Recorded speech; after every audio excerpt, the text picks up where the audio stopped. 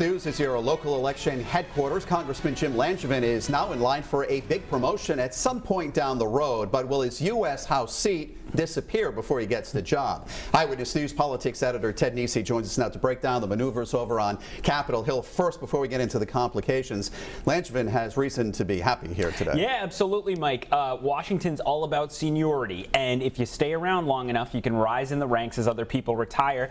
Langevin's been there for 10 terms, and he's starting to see that pay off. Yesterday, a California Congresswoman named Susan Davis announced she'll retire rather than seek another term. People might ask, why does that matter to Rhode Island? Well, Davis and Langevin were tied as next in line to be chair of the very powerful House Armed Services Committee, which controls the roughly $700 billion annual military budget. So Davis's decision to retire clears the way for Langevin to be the next chairman. You say powerful. The Armed Services Committee, obviously one of the most important panels in the House. But to be clear, he's not about to be chairman right now. No, they already have a chairman, a Washington Democrat named Adam Smith, who just took over the committee earlier this year. Experts think he could stay around for a while. But when Smith does decide to step aside, Langevin would be in charge. All right, this is the big thing. If Langevin is still in the House when Smith moves on, but that's really the big question, right? Yeah, Mike, because as we've reported before, it's very likely Rhode Island will lose one of its 2 U.S. House seats after the 2020 census because Rhode Island's population isn't growing as fast as those of other states.